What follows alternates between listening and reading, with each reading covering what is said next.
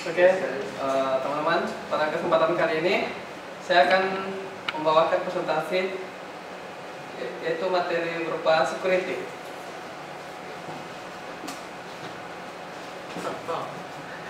Saya perwakilan dari kelompok 4 yang akan membawakan materi security ini.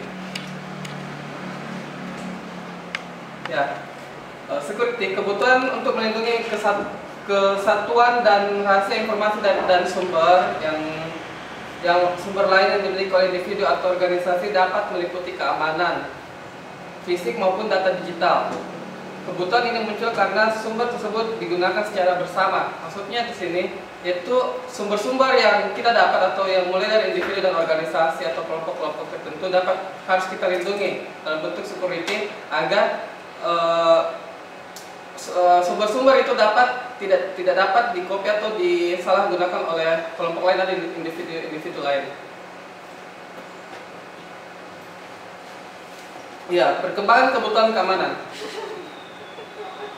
Perkembangan kebutuhan keamanan sangatlah cepat berkembang dan sangat pesat karena pada zaman dari tahun ke tahun dunia maya atau dunia digital sangat cepat perkembangannya dan sangat membutuhkan suatu keamanan agar tidak terjadi penyalahgunaan atau pembajakan oleh individu atau kelompok-kelompok atau organisasi tertentu. Ancaman dan serangan. Tujuan dari pembuatan security ini yaitu tujuan utamanya dari sebuah keamanan adalah untuk membatasi akses informasi dan sumber hanya untuk user yang memiliki hak akses. Di sini maksudnya security diamankan hanya untuk membuat hak akses hanya dimiliki oleh user dan tidak dapat diganggu oleh selain user, maksudnya orang lain. Jadi Anda yang dapat mengakses data tersebut. Jenis serangan ada dua, yaitu serangan pasif dan serangan aktif. Serangan pasif di sini hanya mengamati komunikasi atau data, maksudnya hanya mengamati kegiatan atau data Anda tanpa mengopi atau mengubahnya. Dan serangan aktif ini itu bisa dilihat sendiri, yaitu modifikasi komunikasi atau data seperti pemalsuan, pengubahan email, TCP/IP atau spoofing. Di sini yaitu serangan aktif ini ya berupa misalnya Anda memiliki email atau akun-akun sosial media lainnya, mengubah data-data Anda, misalnya emailnya diubah atau data-data diri Anda, pemalsuan dan pembajakan. Metode penyerangan. Di sini Anda dapat lihat beberapa metode penyerangan.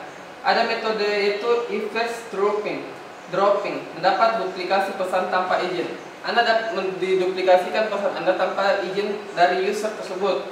Ada juga di sini dapat dilihat masquerading atau menerima pesan menggunakan ID milik user lain. Dan misshake tampering atau mencegah menangkap pesan dan mengubah isinya sebelum dilanjutkan ke penerima sebenarnya. Ada juga replaying, menyimpan pesan yang ditangkap untuk pemakaian berikutnya. Denial of service, membanjiri saluran atau sumber lain dengan pesan yang bertujuan untuk menggagalkan pengakses oleh user lain. Ya biasa terjadi di zaman-zaman sekarang seperti bom misshake atau semacamnya. Dan ada modelan lain di sini, maksudnya ada mobile kode yang di-load ke sebuah proses dari remote server dan dijalankan secara lokal. JVM Security, setiap lingkungan eksekusi Java Mobile kode diatur oleh Security Manager. Contoh, Apple tidak diizinkan menulis, membaca file lokal. Ada juga mobile kode yang didownload disimpan secara terpisah dari kelas lokal untuk menghindari penimpaan. Ada juga di sini bytecode dicek untuk validasi. Ya, mengamankan transaksi elektronik. Keamanan transaksi elektronik sangat diperlukan, seperti ada e-commerce, bank dan email. Maksudnya di sini mungkin e-banking ya. Ya, karena mengamankan transaksi elektronik ini sangat penting karena dapat merugikan individu atau kelompok-kelompok tertentu, karena misalnya data diri Anda dapat diduplikasi atau dapat digunakan untuk membeli misalnya e-commerce, misalnya data Anda digunakan untuk mengambil membeli barang-barang secara online atau secara menggunakan data diri Anda dan menggunakan uang elektronik milik Anda sendiri. Dan ada di sini transaksi elektronik dapat berjalan secara aman jika dilindungi dengan kebijakan dan mekanisme keamanan. Misalnya transaksi elektronik yaitu berbelanja online yang dapat dilakukan pengamanan agar tidak terjadi pembajakan atau menggunakan data diri Anda untuk membeli secara online dan merugikan individu atau organisasi tertentu. Perancangan sistem yang aman. Perencanaan sistem yang aman di sini bertujuan mencegah seluruh serangan yang telah diketahui maupun yang akan datang. Ada dapat lihat sendiri, ada 3, yaitu rancangan mengikuti standar yang ada, mendemokan validasi melawan ancaman yang ada, audit terhadap kegagalan dan terdeteksi. Ya, audit ini sendiri kan biasa untuk kalau misalnya anggota DPR ada kesalahan melakukan audit seperti itulah.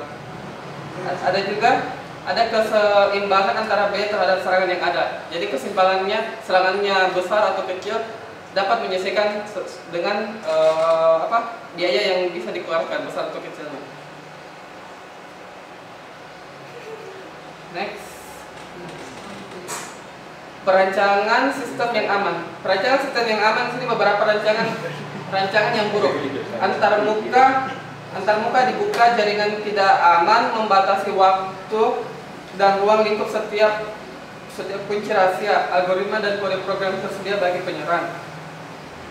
Penyerangan memiliki akses ke sumber, meminimalkan komputer yang menjadi inti implementasi sistem. Ya, di sini seperti seperti menghack data diri Anda atau langsung menyerang komputer pengguna. Di sini ada kebijakan dan mekanisme. Kebijakan dan mekanisme ini bisa Anda lihat sendiri, itu pemisahan antara kebijakan dan mekanisme keamanan akan membantu memisahkan kebutuhan implementasinya. Security service menurut definisi OSI. Bisa lihat ada beberapa di sini definisinya, itu access control atau perlindungan dari user ilegal. Jadi hanya user yang dapat mengakses data tersebut. Authentication menyediakan jaminan identitas user. Ada confidentiality, perlindungan dari pengungkapan identitas secara ilegal. Dan ada juga integrity, perlindungan dari pengubahan data secara ilegal. Jadi hanya user yang dapat mengubah data tersebut, orang lain atau selain user tidak dapat mengubahnya. Ada juga non-repudiation, perlindungan dari penolakan terhadap komunikasi yang pernah dilakukan. Jadi user atau pengguna dapat menolak komunikasi tersebut yang pernah dilakukan.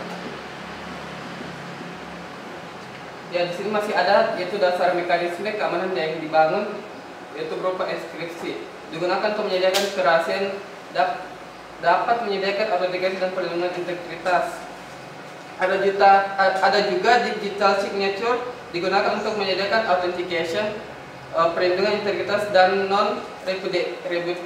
repudiation. Ada juga algoritma checksum atau hash, digunakan untuk menyesiakan perlindungan integritas dan dapat menyediakan authentication. Ada teknik keamanan. Teknik keamanan di sini ada beberapa, yaitu enkripsi. Enkripsi sendiri ada proses pengkodian pesan untuk menyembunyikan isi, yaitu pengkodian pesan ini dapat dilakukan untuk menyembunyikan isi dari file atau data tersebut. Ada juga algoritma enkripsi. Enkripsi modern menggunakan kunci atau key. Biasa Anda menggunakan key untuk mengunci data email Anda, Facebook, ya seperti itulah. Ada juga kunci kriptografi parameter yang digunakan dalam algoritma enkripsi, di mana hasil enkripsi tidak dapat dideskripsikan tanpa kunci yang sesuai. Jadi harus Anda menggunakan kunci yang sesuai untuk membukanya. Next, ada lagi di sini teknik keamanan, yaitu tipe algoritma enkripsi atau shared secret key. Ada juga pengirim dan penerima harus berbagi kunci dan tidak diberikan kepada orang. Jadi Anda selaku pengirim dan penerima atau receiver harus menggunakan kunci yang sama. Ada juga public atau private key pair. Pengirim menggunakan public key untuk menginskripsi pesan. Penerima menggunakan private key yang cocok untuk mendeskripsikan pesan tersebut. Manajemen kunci. Manajemen kunci adalah itu kelas kunci.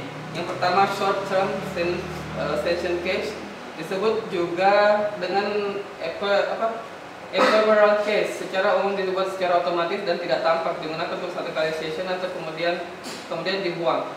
Ada juga long term case, dihasilkan secara eksplisit oleh user, hanya user yang membuatnya. Ada lagi jadi manajemen kunci, yaitu tujuan long term cache. Itu ada terbagi dua, yaitu authentication, termasuk kontrol akses, integritas, dan non repudiation. Ada juga confidentiality, membuat session cache melindungi data yang tersimpan. Jadi membuat sesi kunci dengan sendirinya yang dapat melindungi data yang tersimpan dan tidak ada yang dapat mengaksesnya kecuali user atau si pembuat key tersebut. Ya, sekian dari presentasi saya ini. Saya perwakilan dari kelompok 4 mengucapkan banyak terima kasih. Assalamualaikum warahmatullahi wabarakatuh.